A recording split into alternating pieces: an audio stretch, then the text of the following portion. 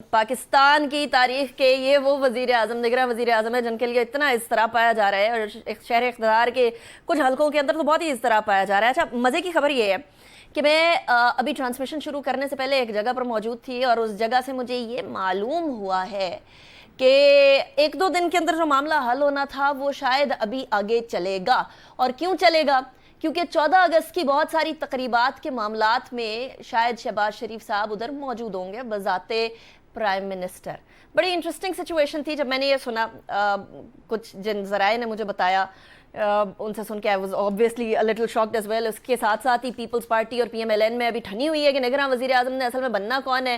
ایک طرف سے ایک نام آتا ہے، دوسری طرف سے دوسرا نام آتا ہے۔ اس ٹائم پر اسحاق ڈار صاحب کا نام بھی فہرست کے اندر شامل ہی سمجھے کچھ لوگ یہ کہہ رہے ہیں، لیکن میرے ذرائع کہتے ہیں کہ اسحاق ڈار صاحب اس ٹائم پر ان کی جو امیدواری تھی وہ سبوتاژ ہو چکی ہے۔ بہرحال جلیل عباس جیلانی صاحب اس ٹائم پہ ایک اہم کنٹینڈر ہے۔ اس گورنمنٹ کے اندر کچھ چیزیں اچھی ہوئی، کچھ چیزیں گڑبڑ ہوئی۔ 14 مہینے کی حکومت تھی، جی ڈی پی گروتھ جو ہے وہ اپریل 22 کے اندر 6.1 تھی، اگست 23 کے اندر 0.26 پہ آ گئی % پہ۔ انڈسٹریل گروتھ اپریل 2022 کے اندر 7.19 تھی اور اگست 23 کے اندر 2.94% پہ آ گئی۔ ایکسپورٹ اپریل 22 کے اندر $28.83 بلین تھے اور اگست 23 کے اندر $20.5 بلین پہ ہو گئی۔ یعنی معاشی سائیڈ پہ اچھا خاصا دھچکا لگا پاکستان کو، لیکن کچھ اچھی چیزیں بھی ہوئی ہیں۔ وہ کامیابیاں بھی میں آپ کے سامنے رکھ دیتی ہوں۔ FATF کی گرے لسٹ سے نکلنا ایک کامیابی تھی اس حکومت کی۔ IMF سے معاہدہ، ایک بار پھر معاہدے کے اندر چلے جانا، جبکہ معاہدہ کافی خراب ہو گیا تھا PTI کے دور میں جب وہ سبسڈیز وغیرہ بانٹ کر گئے تھے، تو وہ اس ٹائم پہ اس کو واپس ریوائیو کرنا یہ بھی ایک کامیابی سمجھی جائے۔ سعودی عرب، چین، متحدہ عرب امارات، امریکہ کے ساتھ جو سفارتی تعلقات تھے وہ ایک بار پھر ڈگر پر لگ گئے ہیں، اسی پٹری پر چل پڑے ہیں جو کہ صحیح سمت کے اندر لے کر جائے۔ فوج کے ساتھ مل کر SIFC کا بنانا اور اس کے آگے بڑھنا اکانومی کے لحاظ سے وہ بھی ایک کامیابی سمجھا جائے۔ زراعت، IT، معدنیات کے شعبے کے اندر اچھی خاصی ہم لوگ انویسٹمنٹ دیکھ رہے ہیں۔ تو اب جب کیئر ٹیکر سیٹ اپ آئے گا اس کو بہت ساری ذمہ داریاں سنبھالنا ہوں گی۔ میرے ساتھ جو مہمان موجود ہیں میں ذرا ان کا تعارف کرواتی ہوں اور ان سے جانتے ہیں کہ آخر ہونے کیا والا ہے۔ رفیق رجوانہ صاحب ہمارے ساتھ موجود ہیں، سینئر لیڈر ہیں PMLN کے، کسی تعارف کے محتاج نہیں ہے، فارمر گورنر پنجاب بھی رہ چکے ہیں، جانے مانے وکیل بھی ہیں۔ بہت شکریہ رجوانہ صاحب for joining me in the show. Senator barrister doctor Saif Ali Khan بھی ہمارے ساتھ موجود ہیں۔ اچھا ٹھیک ہے، تھوڑی دیر میں ہمیں جوائن کر رہے ہیں، will try to reconnect with him, ان کے اسکائپ کا کچھ ایشو ہے۔ تنزیلہ مظہر بھی ہمارے ساتھ موجود ہیں، ہماری ساتھی اینکر ہے، بہت شکریہ تنزیلہ آپ نے بھی جوائن کیا۔ اور سینیٹر ڈاکٹر ہمایوں محمد صاحب بھی ہمارے ساتھ تھوڑی دیر میں موجود ہوں گے۔ سینیٹر صاحب سے بھی بات کریں گے کہ PTI نے کیا چھوڑا اور اب ہمارے پاس کیا سچویشن ہے۔ رفیق رجوانہ صاحب، سب سے پہلے آپ کی طرف، یہ ایک عام سا مسئلہ بہت خاص مسئلے میں تبدیل ہو گیا۔ اتحادی حکومت کو تو لے کر چل پڑے، 13-14 جماعتیں لے کر اکٹھے چلنا اور حکومت چلانا 14 مہینے کے لیے صحیح آسان کام تو نہیں تھا، لیکن اس نقطے کے اوپر آ کر ٹھن کیوں گئی ہے؟ کیوں اب تک ایک ایسے ٹائم پر جب 9 اگست کی ڈیٹ دے دی گئی تھی وزیر اعظم صاحب کی طرف سے کہ اس ڈیٹ کو جو ہے وہ معاملات طے پا جائیں گے، پھر راجہ ریاض صاحب نے بھی اسی طرف اشارہ کیا، آج 10 ہو گئی، معاملہ کل پہ جا رہے، میرے ذرائع کے مطابق 14، 15، 16 تک بھی جا سکتا ہے۔ سو ایسی سچویشن کیوں ڈیولپ ہوئی ہے؟ Why is it so difficult? یہ اسکائپ پہ مجھے تو کچھ نظر نہیں آ رہا جی، آپ کی طرف کچھ نظر آ رہا ہے؟ مجھے آپ نظر آ رہے ہیں رجوانہ صاحب۔ اوکے، اچھا بات یہ ہے کہ جتنے سوال آپ نے پوچھے یہ بہتر ہوتا آپ شہباز شریف صاحب سے پوچھتے اور شہباز شریف صاحب آپ ہماری طرف سے آپ پوچھ لیجئے گا نا رجوانہ صاحب، آپ کے زیادہ رسائی ہوگی۔ The people who are at the helm of the affair سے مجھ سے پوچھیں گے تو میں یہی جواب دوں گا، میں پوچھ کے بتاؤں گا جی۔ رجوانہ صاحب سورسز تو آپ کی میں تو بذات خود جانتی ہوں نا کہ آپ کی کدھر تک رسائی ہے، تو اسی لیے میں آپ سے پوچھ رہی ہوں کہ کیوں پھنس گئے ہم ادھر؟ یہ تو بڑا آسان کام تھا، نگراں وزیر اعظم ہی بنانا ہے نا۔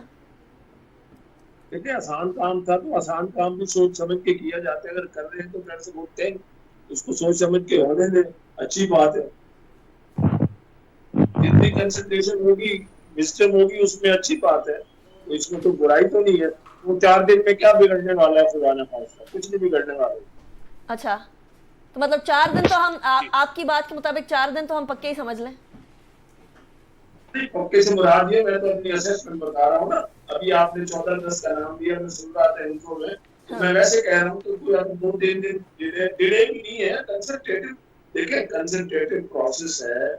کل شام کو صاحب صدر نے اسمبلیز کے ریزولوشن کی اسمبلی میں سائن کیے، तो प्रोसेस आज से शुरू होना था। जब मुशावरत होगी, मुशावरत को टाइम तो लगता है, साफ जाहिर है प्रधान वज़ीर आज़म में कई नाम होंगे, कई मुशावरत होगी, कई कंसल्टेशन होगी, तो डेफिनेटली उसमें टाइम लगता है। इसमें भी अचंभे की बात नहीं हुई। और बात है, इसकी हाइप इतनी क्रिएट हो गई है कि दुनिया बेसब्री हो गई है। होना क्या है, इमरान वज़ीर आज़म ही तो बनना है। सही। अच्छा, वैसे हाइप वैसे रिजवाना साहब क्रिएट ना होती अगर डिले ना होता। बैरिस्टर सैफ, आप अगर मुझे सुन पा रहे हैं तो अगर ये हाइप क्रिएट हुई है तो क्या वो इसलिए हुई है कि ये तकर्रुरी बहुत ज़रूरी है, या इसलिए हुई है कि डिले ज़्यादा हो गया और शायद इससे पहले इस तरह से डिले हमने ना देखा हो इस तरह की पोस्ट के लिए, वो भी तब जब अपोजिशन कोई इतनी अनफ्रेंडली नहीं है?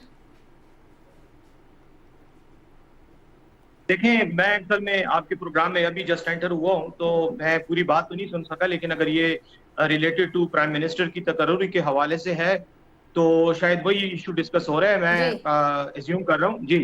तो इस पे तो हमारा मौक़िफ़ बड़ा क्लियर है और पहले दिन से है कि पीडीएम का जो इत्तेहाद है ये एक मसनूई इत्तेहाद है और एक पॉलिटिकल इमरजेंसी में क्रिएट किया गया और उसको फिर हैंडल करने के लिए इनके हुकूमत हवाले की गई। तो इनके अंदर तो कोई फ्रीक्वेंसी तो आपस में मिलती नहीं है, सब अपने अपने पार्टी इंटरेस्ट को फॉलो कर रहे हैं। और अब यही वजह है कि जब वैसे अब आपका स्काइप जो है ना वो उसी तरीके से चल रहा है जिस टाइम पर अभी मुशावरत चल रही है। सेनेटर हुमायूं मोहम्मद भी हमारे साथ मौजूद हैं, बहुत शुक्रिया आपने भी ज्वाइन किया। तंजीला, इस टाइम पर मुशावरत वाला काम जो है वो अब होना, ये थोड़ा अजंबे की बात नहीं है? ये तो मुशावरत तो कितने अरसे से चल सकती थी। लंदन में मुलाकात हुई, लंदन के बाद फ़ोन पे बातचीत होती रही, हेलो हाय भी चलती रहती है, और फिर मरीम नवाज साहिबा और बिलावल भुट्टो जरदारी साहब की भी आपस में सही चल रही है। उन्होंने तो कह भी दिया बिलावल साहब ने कि हमारे 30 साल तो सही छोड़ दें। तो ये मुशावरत एंड पे होना कि नॉर्मल लग रहा है आपको? अनिका, बिल्कुल भी नॉर्मल नहीं है। वो कहते हैं ना, अहले दानिश ने ये गुत्थी जो है वो सोच समझ कर उलझाई है, तो मुझे लगता है कि सोच समझ कर उलझाया गया मामला है और काफ़ी चीज़ें बाय डिज़ाइन हैं। ऐसा नहीं है कि इसमें कुछ डिफ़ॉल्ट है, इसमें कोई मसला है, इस वजह से हम यहाँ पे फंसे हुए हैं। कोई बात नहीं है कि राजा रियाज साहब शहबाज शरीफ साहब का नाम ही ना कहीं प्रपोज़ कर दें। मतलब जिस तरह के हालात चल रहे हैं उसमें तो आप कुछ भी इम्कानात जो हैं उनको रद्द नहीं कर सकते। बुनियादी तौर पर मुझे ऐसे लगता है कि शायद कुछ अरसे के लिए चीज़ें इसी तरीके से इस तमाम डिस्कशन में रखने की बात पे ज़्यादा ज़ोर दिया जाएगा। लेकिन आप देखिए, अगर आपने आइनी तरीके पे जाना है, और आज भी ये कहा जा रहा था कि आइन के आर्टिकल 224 के तहत ये कंसल्टेटिव जो प्रोसेस है शहबाज शरीफ साहब राजा रियाज साहब के साथ कर रहे हैं, और बहुत सारे लोगों को लग रहा था, मैं भी जब आपसे पहले ट्रांसमिशन करी थी तो मैं भी ये कह रही थी कि लोग कह रहे थे कि बस हाय हेलो होगी, हाथ हिलाया जाएगा और नाम सामने आ जाएगा, क्योंकि लोग समझ रहे थे कि राजा रियाज और शहबाज शरीफ साहब की जो मुलाकात है ये तो एक रस्मन सी मुलाकात है और इसमें कोई डिसएग्रीमेंट का सवाल पैदा ही नहीं होता। लेकिन आप देखिए कि इत्तेफाक ही नहीं हो सका नाम का।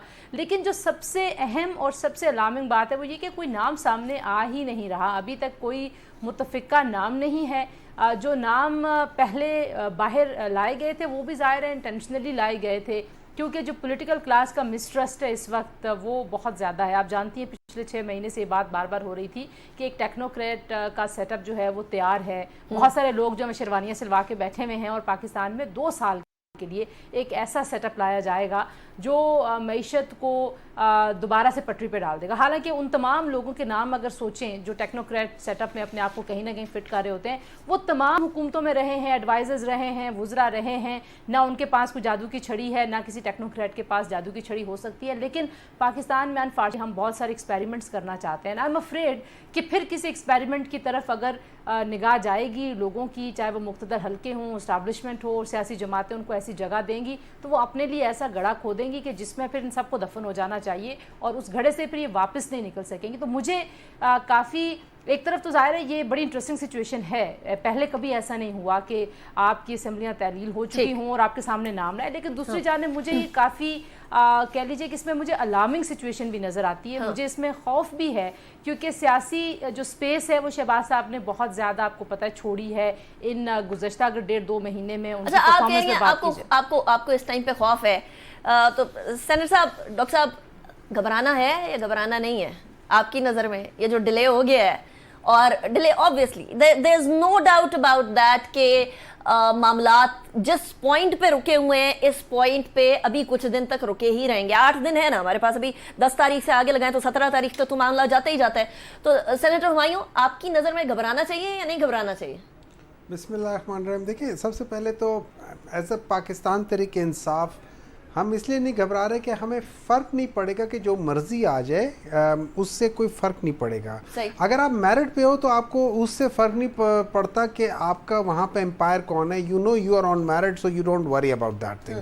ہاں, وہ لوگ ضرور وری کریں کہ جو کہ عام طور پہ امپائر کو اپنے ساتھ ملا کے کھیلتے ہیں. ٹھیک ہے, اب ان کی جو بیسیکلی ایک نورا کشتی تھی, ٹھیک ہے, جو یہ آپس میں لڑ رہے ہیں, اور یہ میں یہ سمجھتا ہوں کہ یہ ان کے اندر جو ڈیوائڈ ہے یہ کرایا گیا ہے اور اس کی کوئی وجوہات ہوں گی. اب وجوہات ڈیوائڈ ہے بھی یا شو کرایا جا رہا ہے؟ مطلب یہ میں کہہ رہا ہوں نا, ان کو ڈیوائڈ شو اس لیے کرا رہے ہیں کہ جس بندے کو لانا ہوگا وہ بندہ اینڈ میں یہ لوگ لگوائیں گے کسی, کیونکہ یہ یاد رکھیں کہ ہو سکتا ہے پی ایم ایل این اور پاکستان پیپلز پارٹی اور مولانا فضل الرحمان ان تین کے درمیان میں کئی جو چیز ہوتی ہے, تو چوتھا چونکہ ان میں سے وہ ایک گورنمنٹ ہے اور ایک اپوزیشن ہے, تو اس اپوزیشن کو آپ کنٹرول آرام سے کر سکتے ہیں. یہ وہ لوگ ہیں جن کو آپ کنٹرول کیا جا سکتا ہے اور کنٹرول کیا بھی ہے آپ لوگوں نے. ٹھیک ہے, تو اب اس چیز کے لحاظ سے آپ کسی ایسے بندے کا نام لے کر آنا چاہیں گے کہ جو کہ ان میں سے کوئی نہیں کرے گا, جو کہ الیکشن کمیشن لے کر آئے گا. ٹھیک ہے, تو اس لحاظ سے اب اپنے آلریڈی الیکشن کمیشن کو امپاور کیا ہوا ہے, آپ نے پریزیڈنٹ کو نکال دیا امپائر, تو الیکشن کمیشن ڈیٹ ڈیسائیڈ کرے گا. الیکشن کمیشن یہ ڈیسائیڈ کرے گا الیکشن کیوں ہوں گے اور کیوں نہیں ہوں گے. جب آپ نے بائی لا ان کو کر دیا, جیسے 1985 میں آرٹیکل 58(2)B کو آپ نے لا کے آپ نے پریزیڈنٹ کو امپاور کر دیا تھا کہ وہ کسی وقت بھی حکومت, آپ نے ابھی وہی کام کیے. پارلیمنٹ سے آپ لوگوں نے وہی غلط لاز پاس کروائے کہ آپ نے الیکشن ایکٹ اور آپ نے جو الیکشن کمیشن کا جو بل ہے. لیکن سینٹر صاحب, I'm sorry I'm cutting you short away. مسئلہ یہ ہے کہ اگر الیکشن کمیشن کو power and authority and autonomy دے بھی دے تب بھی مسئلہ, نہ دے تب بھی مسئلہ, تو کسی پاسے تو لگنا پڑے گا نا. دیکھیں, آپ ہر چیز میں بیلنس ہونی چاہیے. جو پہلے الیکشن جو ایکٹ تھا نا, اس میں بیلنس تھا between election commission and president. President usually is through the elected, یا اس پروسیس کے تھرو آ رہا ہوتا ہے, تو چلو انڈائریکٹ صحیح پر الیکٹڈ ہوتا ہے, اور نارملی ایک پولیٹیکل پارٹی کا. جو الیکشن کمیشن ہے اس کا کوئی اسٹیک انوالو نہیں ہے, وہ ایک انسٹیٹیوشن ہے. تو اگر آپ اس کو اتنا امپاور کر دیں گے کہ جس کا کوئی اسٹیکس ہی نہیں ہے الیکٹورل پروسیس میں ایز سچ, ٹھیک ہے, کہ وہ الیکٹڈ باڈی نہیں ہے, تو وہ تو پھر کچھ بھی کر سکتا ہے, وہ کسی کے ساتھ بھی چل سکتا ہے. میرے لحاظ سے ان لوگوں نے اپنے ہاتھ پیر کاٹ کے, ناک کٹوا کے ان کے حوالے کر دی ہے, اور اب اس کے بعد یہ دیکھیں گے. رہی بات یہ کہ میں سمجھتا ہوں کہ آلریڈی آپ لوگوں نے دیکھا ہوا ہے کہ انہوں نے کہا ہے کہ پہلے تو ہم یہ کریں گے کہ نئے سینسس کے, پھر ڈی لمیٹیشنز کریں گے, پھر یہ کریں گے, تو 8 مہینے 10 مہینے سال تو کہیں نہیں کیا. اگر یہ آج سے 6 مہینے پہلے جو سپریم کورٹ نے کہا تھا کہ بھائی آرٹیکل 224(2) کے لحاظ سے 90 دن کے اندر الیکشن کروا لو, اگر یہ اس وقت کروا لیتے, اس آئین کی پاسداری کر لیتے, اپنا کام صحیح طریقے سے کر لیتے, تو آج ان کو یہ منہ نہ دیکھنا پڑتا. ویسے انٹرسٹنگ ٹیک, لیکن سینٹر صاحب اگر مگر پہ جائیں تو اگر آپ لوگ سینسس پہلے کرا لیتے, الیکشن کمیشن آف پاکستان کے ساتھ معاملے طے کر لیتے, تو پھر ہم ادھر نہ کھڑے ہوتے جس ٹائم پر, ایک بہانہ نہ ملتا نا. لیکن رفیق رضوان صاحب, at this point in time senator صاحب یہ فرما رہے ہیں کہ بیسیکلی ای سی پی کے کو زیادہ طاقتور کر دینا بھی گڑبڑ ہے, ایک ان الیکٹڈ باڈی ہے وہ بھی گڑبڑ ہو جائے گی. But then if we don't empower them, تو پھر کیا, پھر اس کے علاوہ کیا کوئی اور طریقہ کار کہ ہم آئین کو منوا سکیں ان لوگوں سے جنہوں نے آئین بنایا یا جو آئین میں ترمیم کر سکتے ہیں. جب وہ ماننے کو تیار نہ ہو تو پھر کوئی جواز نہ رہ گیا باقی سب کے ماننے کا. ایک تو ناک تلاش کرنی پڑے گی کہ ناک کس کی کٹی ہے. یہ سوال چھوڑے جا رہا ہوں. اچھا, تو اگلی بات یہ ہے کہ آئین کے اندر ایک پروسیس دیا ہوا ہے, جس آئین کی بات کر رہے ہیں سینیٹر صاحب بصد احترام, اس کے اندر ایک آئین کے اندر ایک پروسیس دیا ہوا ہے. اب میری نظر میں قانون کے طالب علم کی حیثیت سے, آپ کا بھی فیملی بیک گراؤنڈ ہے لیگل, بات یہ ہے کہ میری نظر میں نگران وزیر اعظم کی کنسلٹیشن کا پروسیس جس دن اسمبلی ڈیزالو ہوئی, اسمبلی پہ دستخط ہوئے, اس دن سے سٹارٹ ہوگا. اس سے پہلے تو کاز آف ایکشن ہی نہیں ہے. اس سے پہلے تو ٹائم ہی نہیں ہے. ابھی تک تو اسمبلی چل رہی تھی. اب رات کو جو اسمبلی پہ دستخط ہوئے تو اس کے بعد کنسلٹیٹو پروسیس, آج لیڈر آف دی اپوزیشن اور پرائم منسٹر صاحب ملے. جب میں لیڈر آف دی اپوزیشن کی بات کر رہا ہوں تو میری تو یہ خواہش تھی کہ عمران خان صاحب آج لیڈر آف دی اپوزیشن ہوتے, پارلیمنٹ میں عدم اعتماد کو فیس کر کے وہاں بیٹھتے, تو شاید آج پاکستان جس حالات کا شکار ہے اتنا نہ ہوتا جتنا کیا گیا. بس مختصر بات کروں گا ڈیموکریٹک سوچ کے حوالے سے. I would have preferred کہ عمران خان صاحب آج لیڈر آف دی اپوزیشن ہوتے, ان سے مشاورت ہوتی. شاید اس میں مشاورت میں کیا بنتا, وہ ہر کسی کا اپنا کانسٹیٹیوشن رائٹ ہے. اس کے بعد پھر اگر اتفاق نہ ہو کہ constitution has given its frame work, time frame دیا, اس کے بعد پارلیمانی کمیٹی ہوگی, اگر اس کے ساتھ وہ بھی اگر کسی کنکلوژن پر نہیں پہنچ سکتی, then something had to be sent to the Election Commission of Pakistan. جب اس پروسیس کا طریقہ کار آئین کے اندر دیا ہوا ہے تو ساروں کو جلدی کیسی پڑ گئی ہے کہ فٹافٹ ہو جائے. جب مشاورت ہونی ہے تو مشاورت یہ تو نہیں ہوتی کہ ایک ہی آدمی کا, ایک ہی لیڈر کا حکم چلے اور مشاورت وہیں کی وہیں رہ جائے, جو آج کل منظر عام پہ باتیں آ رہی ہیں. تو اسی لیے میں سمجھتا ہوں اس میں کوئی آر نہیں ہے, ایک دن سارا گزرا ہے. جلدی کیسی ہے, اتنی جلدی کیسی ہے.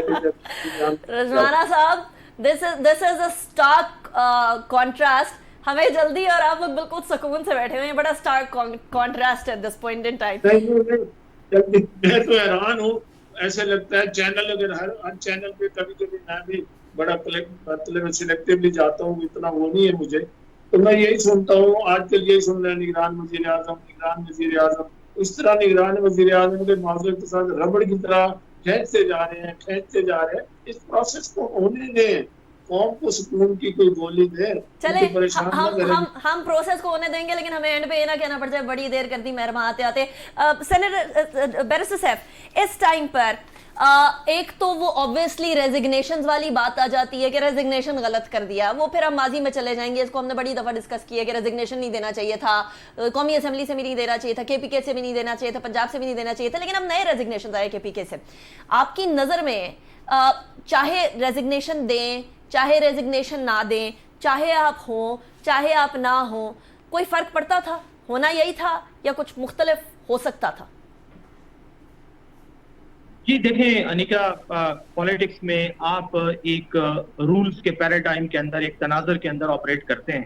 جمہوری ممالک میں اور آئینی نظام جہاں ہوتا ہے وہاں تو یہی ہوتا ہے کہ آپ آئین کو دیکھ کر اپنی پولیٹیکل پالیسیز کو بناتے ہیں. سیاسی پارٹیاں بھی یہی کرتی ہیں, اپوزیشن بھی یہی کرتی ہے, اور گورنمنٹ بھی یہی کرتی ہے.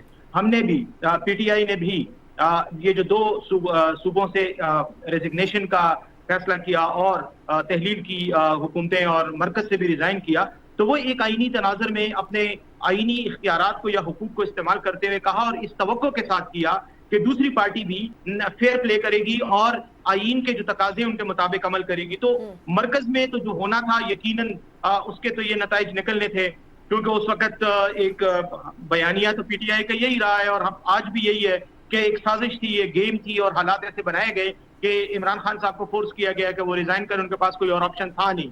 دوسری بات یہ ہے کہ جہاں تک صوبائی حکومتوں کا تعلق ہے تو دیکھیں پنجاب اور کے پی کی حکومتیں جو ہیں, اگر آپ الیکٹوریٹ کو دیکھیں کہ کتنے لوگ ہیں جو ان دو صوبوں میں ووٹرز ہیں, تو یہ پاکستان کا 66% حصہ بنتا ہے, 66%. 66% مینڈیٹ جب آپ کا فیصلہ کرتا ہے کہ میں ریزائن کر رہا ہوں, اور آپ کا الیکٹورل کالج جو ہے وہ ختم ہو جاتا ہے, اس کی ریپریزنٹیشن ختم ہو جاتی ہے, تو اس کا مطلب ہے کہ مورلی آپ کے پاس حکومت کرنے کا جواز نہیں رہا. بیرسٹر صاحب, وہ تو مورلی جواز ہے یا نہیں وہ اپنی جگہ پر, لیکن آج آپ اس پورے پروسیس کا حصہ ہوتے, وہ پروسیس کا حصہ ہونا امپورٹنٹ تھا نا, اپوزیشن ہوتے آپ. دیکھیں انیکا, ہائنڈ سائڈ میں تو بہت کچھ ہو سکتا ہے نا, جب بندہ سوچتا ہے کہ یار اگر میں یہ سٹیپ نہ لیتا تو یہ لیتا, لیکن میں اس بات کو ڈیفینڈ نہیں کر رہا کہ ہم نے غلط کیا تھا. میں یہ کہتا ہوں کہ ہم نے اس وقت کے تناظر میں صحیح فیصلہ کیا تھا پی ٹی آئی نے. اس ٹائم پہ بھی آپ کو بہت سارے آپ کے لیڈرز کہہ رہے تھے کہ نہیں کریں یہ کام. نہیں, وہ تو آپس میں تو مشاورت تھی. میں خود اس مشورے میں میری رائے یہ تھی پارٹی کو کہ آپ استعفے نہ دیں, मरकज से भी ना दें और सूबों से भी ना दें, हुकूमतें ना डिसॉल्व करें। मैं खुद सूबाई हुकूमत का हिस्सा था, हमारी तो यही बात थी, लेकिन जब पार्टी का ओवरऑल फैसला हुआ तो फिर मेजॉरिटी फैसले के साथ जाना था। लेकिन वो फैसला क्यों हुआ था? ये फैसला इसलिए हुआ था कि आईन का तकाजा है कि 90 दिन में आपने इंतखाबात कराने हैं। वो जो तकाजा था उसको इन्होंने वायलेट किया, वो तकाजे की बात करते हैं बैरिस्टर साहब। उसके बाद सुप्रीम कोर्ट के फैसले की पामाली की, सुप्रीम कोर्ट ने इंस्ट्रक्शन दी, उसको भी नहीं किया। तो अब जब कोई ऐसी जिद पे उतर आए तो फिर तो जमहूरियत और आईन का कोई रेलेवेंस ही नहीं रहती ना। फिर तो आप जिसके हाथ में डंडा है बस उसी की हुकूमत है,